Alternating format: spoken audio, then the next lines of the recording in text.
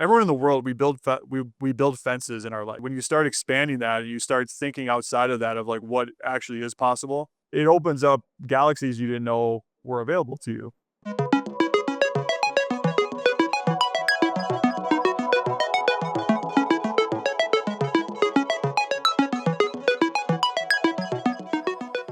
If you haven't figured out, Blake is actually one of my coaches, and I've been working with him since last year, which has been transformational. And you'll always see the effects in the company being a part of it, but it's been really exciting of gaining alignment of really what is it that I think that I can't achieve that I actually can.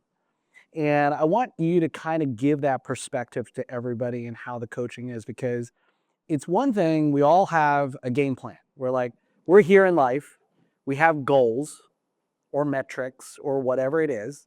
And we're like, well, if we do these things, we're going to get to these goals. And after 9 years, over 9 years now with the company, I'm still pumped up and excited more than ever before. But a lot of that is because of how I frame what it is that I'm doing.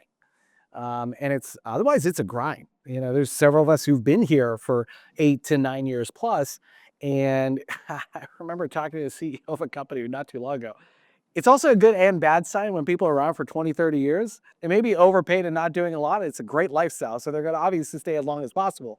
But with the culture of Hive, it's very intense. The standard has never gone down. It's only gone up. And each one of us has an expectation, whether it's in your career, this is the phase of life. You know, maybe some people are getting married, some people are having kids, and then priorities shift from that standpoint.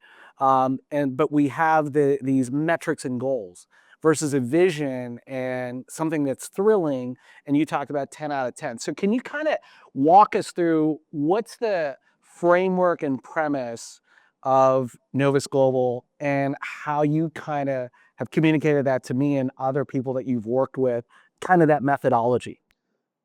The boss of like our relationship and any coaching relationship is whatever your vision is. So that's the starting point is whatever your vision for your life is. I think that's what resonated with me being coached. Um, and sometimes where I got stuck with traditional therapy was, like there's not a playbook. We're not going through chapter one together and hey, try these things out and then report back. It's you're coming up with this. I'm walking alongside you to help you come up with this vision for your life that, a year from today, you're like, that would be insane. 10 out of 10, thrill beyond my wildest dreams. And I have no idea how to make that happen. And so that's where the coaching and everything flows out of that.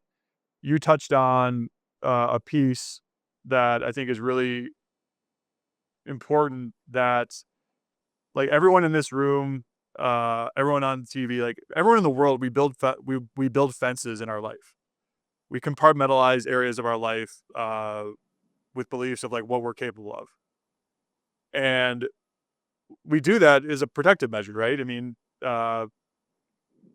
comfortable is comfortable, and when you start expanding that, you start thinking outside of that of like what actually is possible. It opens up galaxies you didn't know were available to you.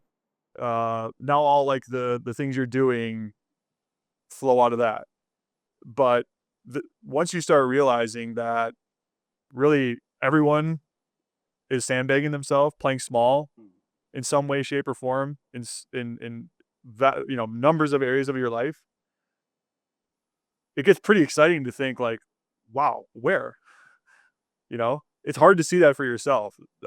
It felt impossible to see that for myself, and that's why Dan was so transformational for me to help pinpoint those things, right? Because if that were true, if you were playing small, if you were sandbagging yourself, wouldn't you want to know,